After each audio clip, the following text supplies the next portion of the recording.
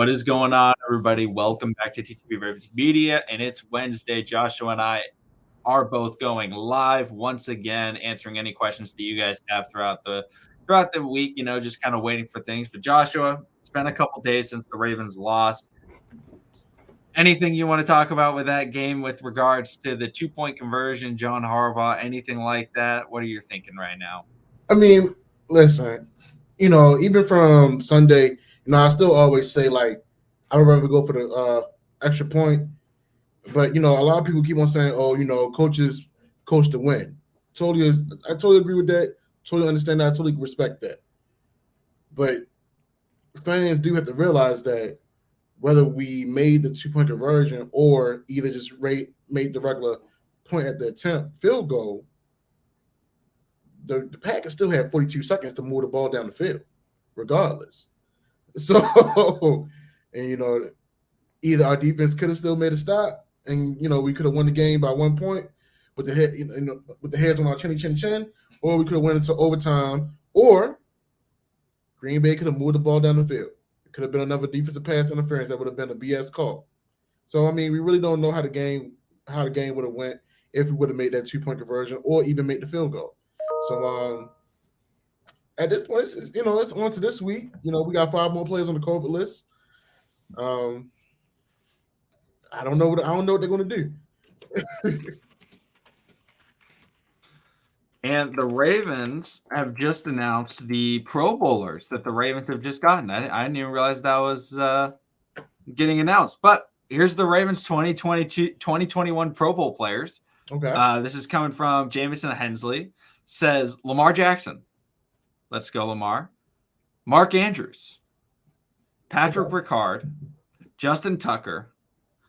And Devin Duvernay as the kickoff punt return specialist. And these are just the starters in the Pro Bowl. There's a chance that other players are able to end up making it. But shout out to all those guys. Devin Duvernay making the Pro Bowl for the first time. Technically, wide receiver from the Ravens just made the Pro Bowl. Very true. As a wide receiver.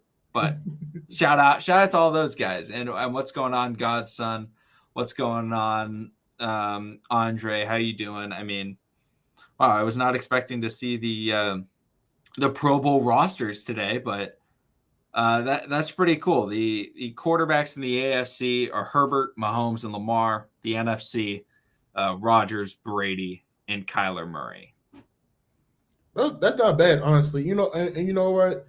I would say this because of everything that's going on with NBA and NFL in regards to guys being put on COVID protocol. You need a little bit of a bright something to brighten up sports fans' day. So honestly, just hearing that 5 of our guys made it to the Pro Bowl, that's definitely that's huge. It's a blessing, and those guys, they worked hard. They played their tails off, especially Mark Andrews, Pat Ricard. Automatic Tuck. We already know what he do, but I would say Lamar Jackson was definitely a surpriser. Yes, he got us out of a lot of games. But his stat record, the stats this season, it's been it's been a little cringeworthy. Yeah, and I'm going to go through the rest of the positions as well as they're kind of coming out. So the running backs, AFC running backs: Jonathan Taylor, Nick Chubb, and Joe Mixon. NFC running backs: Dalvin Cook, James Conner, and Alvin Kamara. Fullbacks: Patrick Ricard and Kyle Juszczyk. Wide receivers: Tyreek Hill, Jamar Chase, Stephon Diggs, and Keenan Allen in the AFC. NFC has Cooper Kupp, Devontae Adams, Justin Jefferson, and Deebo Samuel. Jamar Chase, rookie wide receiver, gets in. What do you think about that? Do you think he deserves it? Honestly, Jamar Chase is definitely a specimen that's going to be great for years to come. I feel like he made it alone off the strength of his name and the hype. But I don't think he should have made it in this year. That's just my take on it. It's not even being a Ravens fan. It's just, unbiased opinion. It's just me looking at the stats and stuff like that.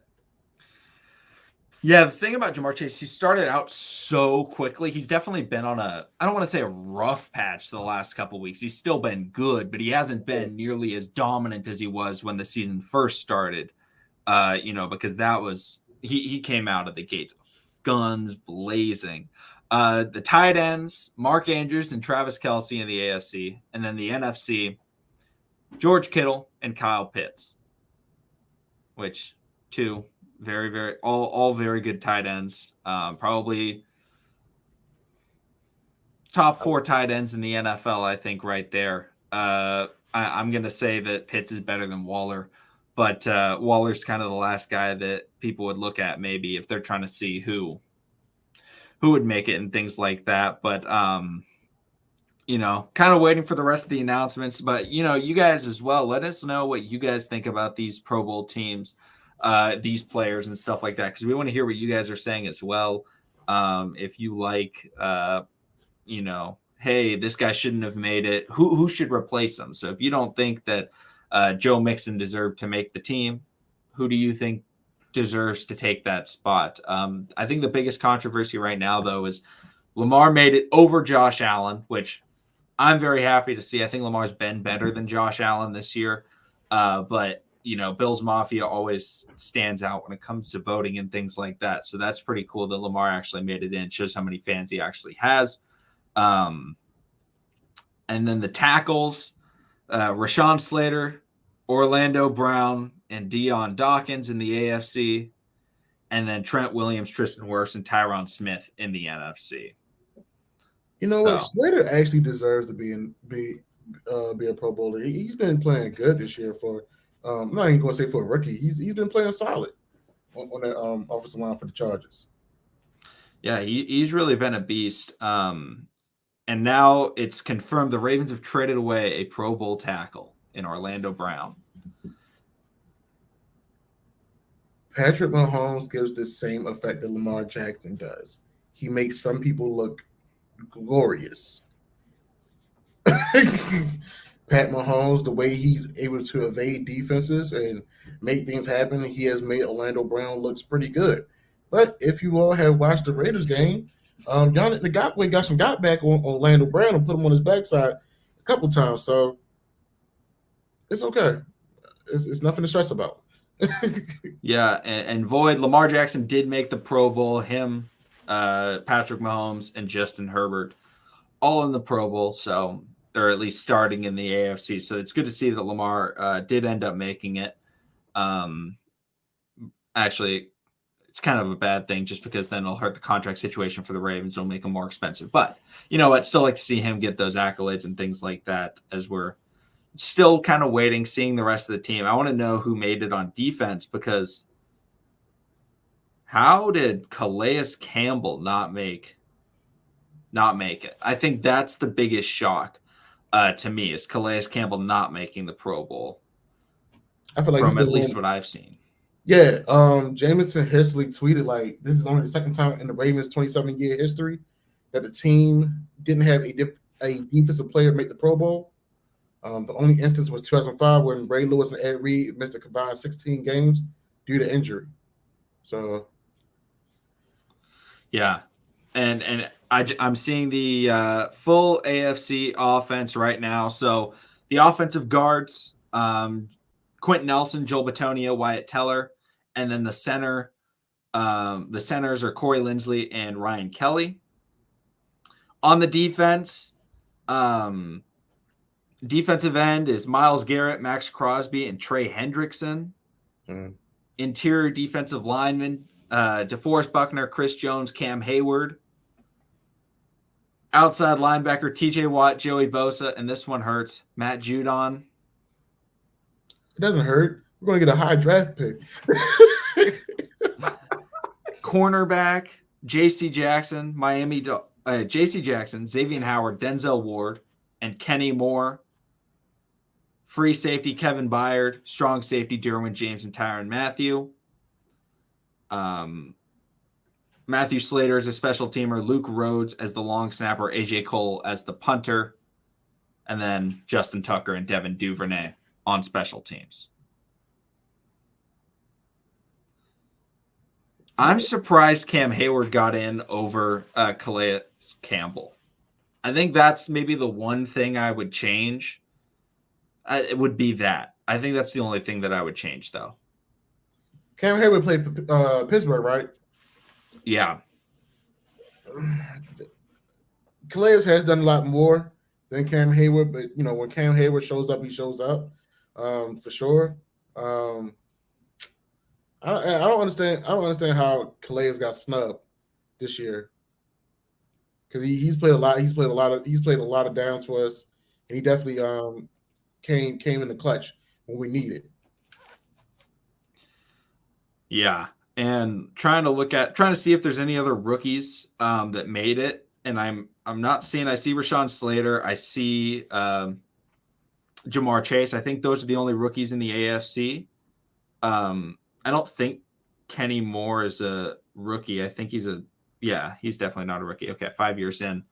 So that's cool to see. Couple of rookies. And yes, Mark Andrews did make it, Void. So now I'm going to look at the NFC just to kind of go over it, see what people are thinking.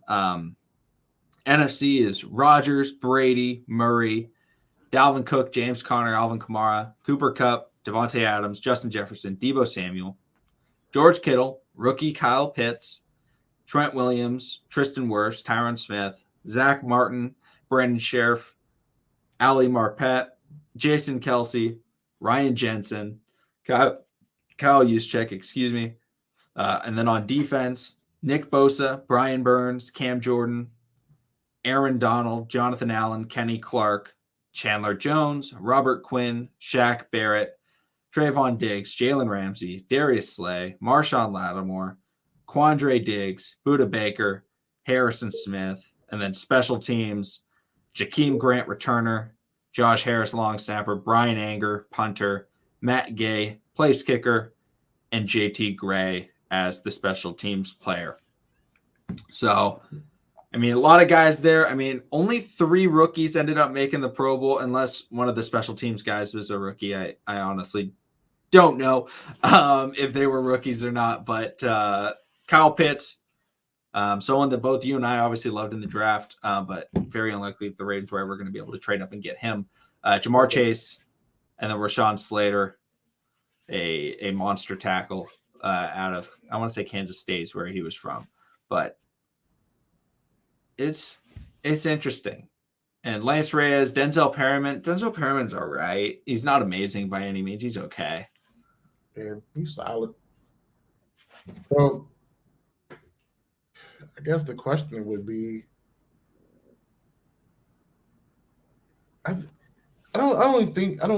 last year's draft, I know we wanted Kyle Pitts. I think we were talking about even just lining him up at wide receiver, because just how his body is, how he can catch the ball, how he can make the separation.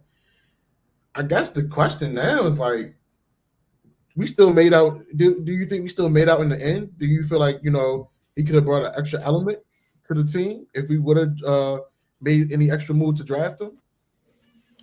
No, I don't think so. I don't think it would have been worth it just looking at it, because Mark Andrews has been really good this year. I think Mark Andrews has been the best tight end in the NFL this season. He's played in the most games out of like the guys he would be in competition with in Travis Kelce and George Kittle. So he's been terrific. No, I definitely agree. This has definitely been a statement year from Mark Andrews for sure. And honestly, we didn't have it. It wasn't a thing of doubt. It was more of just concern if he was going to rise to the occasion, because we put him in the top 5, but we put him at number 5 literally, because the contested catches not really rising to the occasion. But the way he's made himself very reliable, making the tough catches, even the yards at the catch, dragging people, 4 or 5 people. I'm like, well, dang, he's making a statement. So he's definitely top 2, not 2. For sure. And I see Lisa says that we need to win out. End of discussion. I don't think the Ravens need to win out. The Ravens have to win out against the AFC North. The Bengals play the Chiefs, the Steelers play the Chiefs, and the Browns play the Packers. All games that I expect those teams to lose. And the Ravens play the Rams, which the Ravens could very well lose that game. All they have to do is make sure that they beat the AFC North teams that the Ravens have to play in the Bengals and the Steelers. But I don't know, Joshua, what do you think? Do you think the Ravens have to win out or just win against the AFC North? I think it would definitely make it. I definitely feel like it would make a difference for them when against the AFC North. Like you said, we got the Bengals this week, and Steelers play against the Chiefs. I'm not rooting for the Steelers, but the way the Steelers have been playing with, this being Big Ben's last ride, they come alive in the fourth quarter. So you really don't know what's going to happen against that, Steelers Kansas City Chiefs game. Right now, we are looking for the upset against, Cincinnati. Eli Apple, he's been on Twitter talking his stuff, and I know Ravens Flock has been coming to the Ravens aid and talking about how much playtime he gets and how he's burnt toast and stuff like that. But Cincinnati and the Steelers game, I definitely feel like those are crucial because still in the AFC North, these last couple of games for everybody can be topsy-turvy. Somebody can continue losing. And the Ravens can continue just sliding on in, but they need to win. I definitely feel like they need to win against Cincinnati and the Steelers. Yeah, I definitely agree with that. And I see Oakland talks about Tevin Jenkins. The thing about the drafting off an offensive tackle that I think a lot of people are forgetting is that the Ravens were expecting to have Ronnie Stanley this year. Mm-hmm. So in the Ravens situation, drafting an offensive tackle, they likely weren't going to play this year. They were likely going to start Villanueva anyway, and they were going to be a backup. And then it just sucked that Ronnie Stanley got hurt. But even after Ronnie got hurt, Patrick McCarry stepped up and was a great right tackle for the Ravens. Yeah. And that made it okay. And so the Ravens actually got to notice that he's actually somebody that could be very utilized at the offensive tackle spot. So, yes, it does suck that Villanueva hasn't been what the Ravens expected. But in that moment, if we draft Tevin Jenkins, that means we're either not getting Odafe Oweh or we're not getting Rashad Bateman, who have both been very excellent so far this season and look very promising for their future. And they're going to get better. That's the scary part. I know we always talk about it. Offensive coordinator and the way the schemes are, Rashad Bateman not getting the snaps, stuff like that. But, I promise you all next year, with Sammy Watkins being gone, that he will be out there a lot more. Yeah. And I think that we're talking about snubs kind of now and people that made it. Were you surprised with Lamar Jackson getting in? I am surprised because I felt like Josh Allen would get more votes. I felt like Lamar deserved it. I felt like Lamar has been a top 3 quarterback in the AFC this year. I felt like it should have been Herbert, Lamar, and Mahomes. But I felt like Josh Allen would get it because it just always seems like people are always hyping up Josh Allen more than they are Lamar Jackson. So it seemed like the momentum was in favor of Josh Allen. But shout out to the coaches and the players for voting Lamar in because it shows that they know what Lamar's all about. Yeah, I definitely feel like hearing Lamar getting into this year's Pro Bowl is definitely a shocker, but at the same time, it's almost like we talked about it before. It's like LJ has the LeBron effect. Just about every NBA All-Star game, while he still plays a big factor in the NBA, LeBron is either going to be on someone's team or he's going to be the captain of the team because he brings just that that high power, that drive, that momentum. He is the face of the NBA. Right now, there's so many different faces of the NFL, but Lamar has that hype factor. People still respect him and people still revere him. People still love him. So to see him still get into the Pro Bowl, I'm proud of that feat for him. Of course, Lamar, he's happy, but he's not satisfied. So, this year, I mean, if he didn't get into the Pro Bowl, I wouldn't have been mad. I mean, he just haven't had the best year. I mean, yes, he didn't brought us out.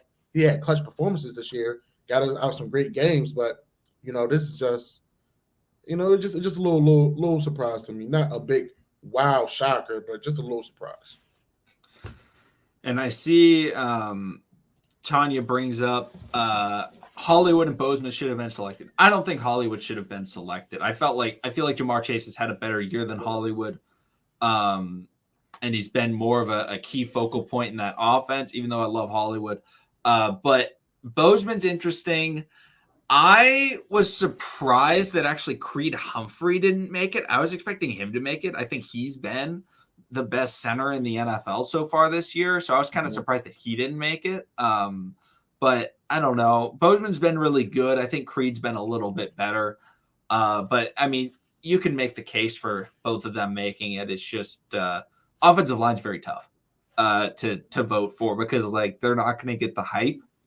And unless you have like a dominant rushing attack or some dominant sort of play, like you're not going to get votes. And Bozeman's not a highlight offensive lineman. The only highlight offensive lineman in the NFL is Quentin Nelson.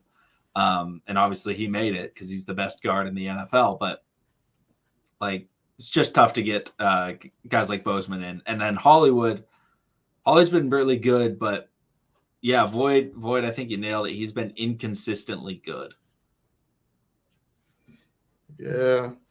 You know what? I'm surprised to hear. I don't think Ryan Jensen made it to the Pro Bowl, right? I think Ryan Jensen did make it. Okay, because that was somebody else, that was a mauler. Always had their quarterbacks back. I feel like if Bradley Bozeman had that type of, that fiery attitude about him, when it came to Lamar, it might would have been a different story, or just whoever his quarterback was, period. But just for the simple fact that he made the transition over to center, I mean, yes, he has center background, but playing a full consistent year, we haven't had that many bad snaps this year. I don't feel like he got snubbed. He just didn't show a lot of emphasis in order for him to make it into the Pro Bowl, in my opinion. Because like you said, offensive line, it's very hard. It's very hard to get in. I mean, if you don't have an attitude, it's almost like wrestling. If you don't have like a storyline, you're not going to make it to the WrestleMania in a sense. You're not going to make it to the Money in the Bank match and stuff like that. So I definitely, with the Bradley Bozeman, it's okay. Now Hollywood, he just got more work to do. With better play calling, him consistently being good every game, he's going to be in there. So I don't feel like these guys got snubbed. I feel like they just got to continue. They just got to continue working hard and grinding and come back stronger next year. And yeah, this I think is a not just Hollywood inconsistent play. I think it's also the inconsistency of just the Ravens offense and just not going to him very often. But also, I think it's really good that Hollywood didn't make it for the Baltimore Ravens because it seems like every time Hollywood starts to get doubted, the next game's always great. So hopefully doesn't make the Pro Bowl. He plays against the Bengals this week, a critical game. What happened after Bart Scott came after him? He went out and had like 150 yards and a touchdown or two or something like that. Like he absolutely dominated. Hopefully he takes that, not making the Pro Bowl, and is able to go out there and dominate the Cincinnati Bengals this week. And hopefully he's able to turn that narrative around. But, it's going to be interesting to see, how it all shapes out because, obviously some people always defer. They say no. And then other people make the Super Bowl. You're not going to play in the Pro Bowl. So then other people get in for that reason.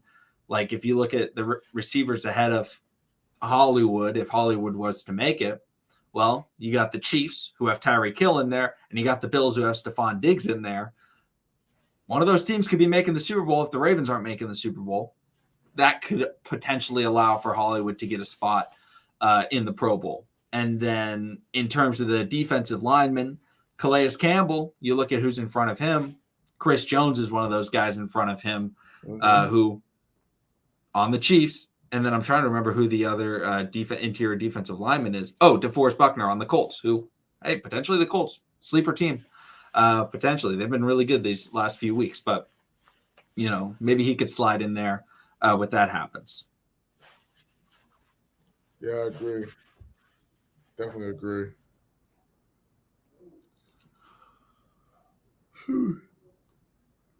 Right. I like going for 2 when the Ravens have a 2-point offense, but they clearly don't have a 2-point conversion offense. They haven't all year. They're at like 28% in converting on 2-point conversions. So I don't know why they keep going for 2 when they're so inefficient at 2-point conversions. And I know we put a lot of blame on Harbaugh. Harbaugh did ask the guys; they got him mic'd up. They did confirm they wanted to go for it. You can't be mad. You can't be mad at the coach and the players at the same time because they want to go for the W. I respect that. Coaches coach to win. I said that earlier. At the same time, it's just like McConnell said, we don't have a 2-point conversion style of offense. You can't consistently run the same play, have the same target, and not have a backup plan. You can't keep on having the play run all the way to the right side, and you have all this real estate on the left side. You can't keep doing things like that. Things have to get better. So I mean, we all say, some fans say, oh, it's pride. Some people say, oh, you got to win games. Some people, rather just go for the point at the attempt and fight it out in overtime. I'm one of them. But at the same time, whether if we would have got the 2-point conversion or just got the regular point at the attempt, Aaron Rodgers still had 42 seconds on the clock. We don't know how the game could have went. So sometimes you're going to win, and sometimes you're going to lose. What should we been doing for the past 3 weeks? So I don't even think it's analytics no more. I just really think, they're just going for the gusto. Like, I saw somebody recently tweet this week about how the Chargers coach go for it on fourth downs and stuff like that. They have a style of they have a offense, they have a quarterback, they have an offensive line that can get you that, that 4th and 3, that 4th and 2. It's different over there. That's that's also a younger coach as well. And of course, some coaches, when they're in the hot seat, hey, I have nothing else to lose. I'm gonna just go for it. Nah. Boy, you said it right. You said it correctly, man. Like, I definitely agree with you. But a part of me does feel like it is arrogance at one point. But what do you say when your players agree with you as well about going for the 2-point? It's like it's a thin line, like you said. It's a thin line. The thing is about the whole players wanting to do it, that's what players always want to do. They always want to go for it. I mean, because that puts it in their control. And I think the thing about coaching is understanding when to listen to your players and when you need to do what they don't want to do. And Harbaugh, I think, got swayed too much by the players because, if anybody that's played sports, they know that when it comes down to, or most people, if you're a basketball player, you're drawing up a play, you want to be in, right? Game's on the line, sub me in. I want to be in on this play. Whether or not you get the shot, obviously it's better if you get the shot, but if you can't get the shot, whatever, I still want to be in the play. Let me throw the ball in. Let me set the screen, whatever it is. If you're playing football, hey, we're throwing up a Hail Mary. I want to be in there, right? Yeah. If you're an offensive player and your coach is asking you, hey, do you want to go for 2? Yeah, you're going to want to go for 2. You always want to go for 2 because you always want to be out there playing football and trying to win. And you know what you can do, and that's the only thing you can control. Harbaugh, the job of a coach is to recognize when you need to give your players that control. When do you sub that guy out? He may say he's not tired. But LeBron James, he gets tired. So sometimes you got to sub out LeBron James, right? Sometimes you got to sub out the Ravens offense and say, hey, let's kick this extra point. Refresh. And then LeBron James in this offense, you can get back out there in overtime if we get there. I think that's the thing that that Harbaugh needs to I don't know, recognize. Like I'm not against going for 2. It's just going for 2 when you're so bad at it doesn't make any sense. So instead of being a player's coach, it's like you're really saying do your job in certain Yeah, instances like that. I can respect that absolutely. because you can't always give the players what they want sometimes. Yeah. All right. Is there anything else you want to go over, Joshua? I was kind of surprised by the Pro Bowl stuff all getting announced Hey right man, when we like I started the said, stream. with everything that's been going on between NBA and NFL, something good had to come out, and right on time. Yeah, The absolutely. Pro Bowl rosters. I mean, hell, Sunday we could be seeing a lot of Malik Harrison sighting That's true. because you got Justin Houston and Pernell McPhee on the reserve COVID list. Dalen Hayes comes back to practice, but 9 times out of 10 he's not going to play. Welch, he's on the list. Justin Metabike is also on the list. I guess at this point, with everything happening, do you feel like it may be best for NFL and NBA to maybe pause this season and resume at a later time, or is this more of a business call to keep everything going? I don't know. I mean, it's so tough looking at where the Ravens are right now and everything that they need to try and do, but they just gotta try and make sure. I mean, winning out, I think, is the benefit is the Ravens control their own destiny. And when Lamar Jackson's been the quarterback of a team that defines their own, gets to make their own destiny, he's done well. Every year he's made the playoffs. Every year he's won out. And we'll see if he's able to do it this year. But I feel you on that. We doubt Z the Beast. We're going to get hot at the right time. Honestly, I keep on saying it.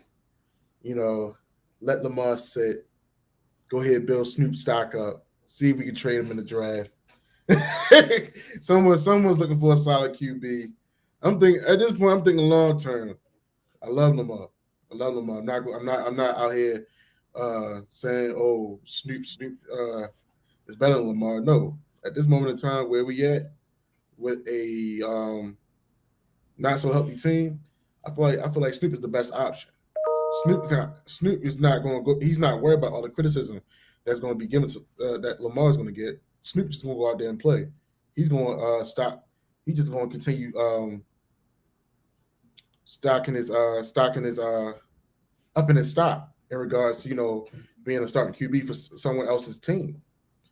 I just feel like with everything that's going on, especially with COVID and stuff like that, and seeing how many people are going down in the COVID protocol, I feel like these the commissioners, they're not taking account to these guys. Like these guys are human. Granted, I know they want to play the sport that they love and get paid for, but I feel like at what cost right now does this matter?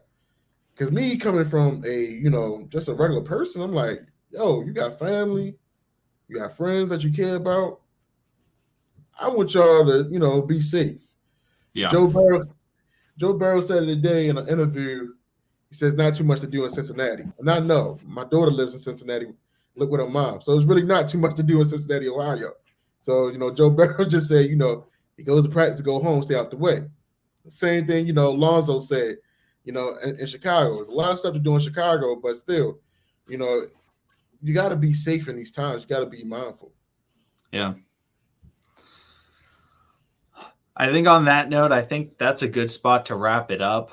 But Guys, thank you all for coming in for the kind of random topic live stream. We weren't expecting to talk Pro Bowl or anything like that. I was expecting to talk a lot of Tyler Huntley and Bengals stuff, but I guess that means that we get to talk about it later this week. And in the pregame show and all that stuff, we get to talk a lot more about it, and it'll be a lot of fun. So make sure to think about all those questions, come to the pregame show, and then also, ask us on Twitter and ask us in the comments section any questions you have, and we'll definitely talk about them. We love talking about them, answering questions and things like that. Absolutely. All right, guys, we'll see all of you again next time.